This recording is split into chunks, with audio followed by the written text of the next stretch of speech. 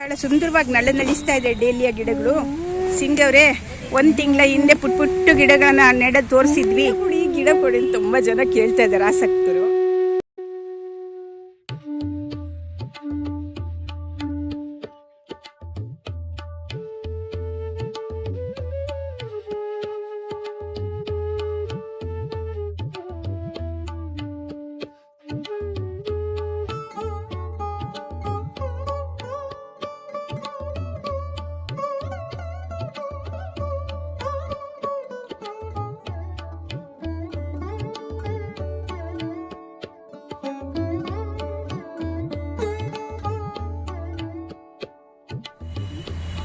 ನಮಸ್ಕಾರ ಸ್ನೇಹಿತರೆ, ಶ್ರೀರಾಮಕೃಷ್ಣ ಮಠದ ಡೇಲಿಯ ಉದ್ಯಾನವನ ನೋಡಿ ಹೇಗಿದೆ ಅಂತ.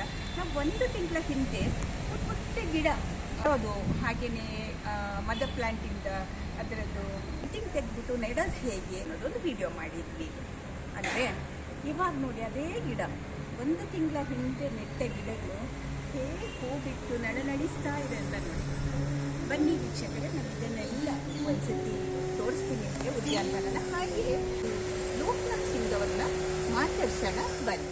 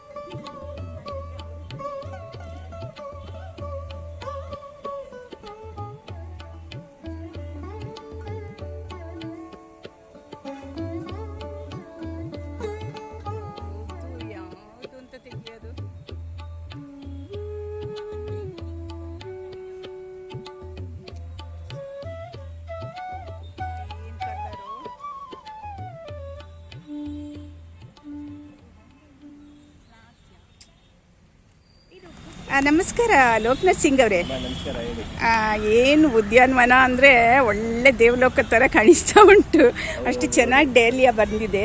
ನಾವು ಇದನ್ನು ಈ 1 ತಿಂಗಳ ಹಿಂದೆ ಇದನ್ನು ನೆಡ್ತಾ ಇರೋದು, ಹಾಗೆ ಹೂ ಹೇಗೆ ಬರೋದು ಜಾಸ್ತಿ ಅಂತ ನಾವು ವಿಡಿಯೋ ಹಾಕಿದ್ವಿ.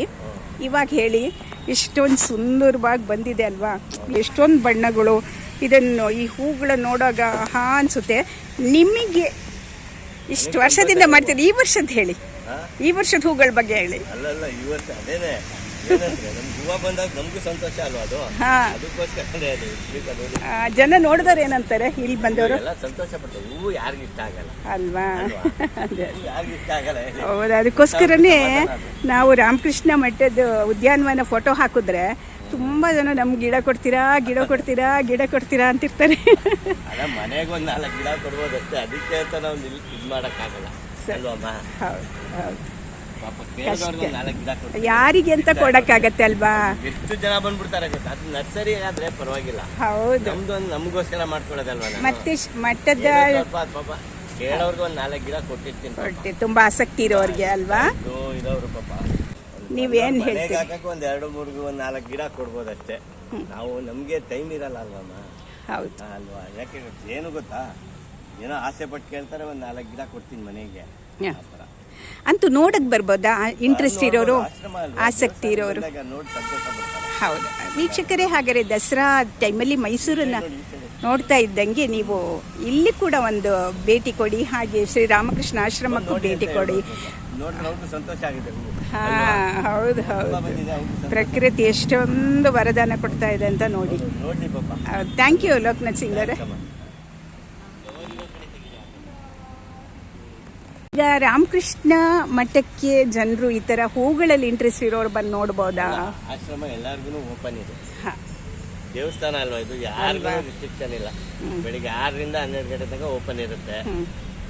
ಮಧ್ಯಾಹ್ನ 4ರಿಂದ ಸಂಜೆ 8 ಗಂಟೆ ತನಕ ಓಪನ್ ಇರುತ್ತೆ. ಯಾರು ಬೇಕಾದ್ರೆ ಬಂದು ಯಾರು ಬೇಕಾದ್ರೆ ನೋಡ್ಬೋದು. ದೇವಸ್ಥಾನಕ್ಕೆ ಯಾರು ಬೇಕಾದ್ರೂ ಹೋಗ್ಬೋದು, ಬರ್ಬೋದು. ಯಾವ್ದು ರಿಸ್ಟ್ರಿಕ್ಷನ್ ಇಲ್ಲ.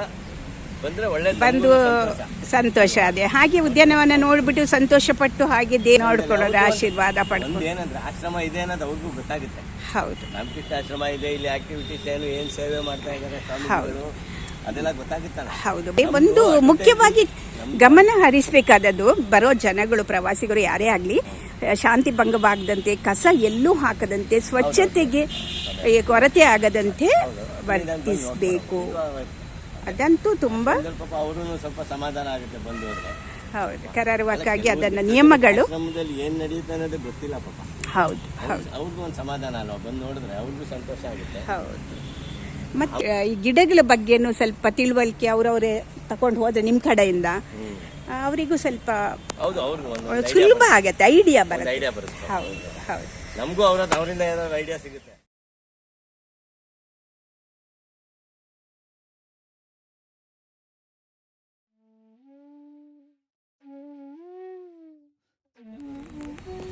ಯಾವುದು?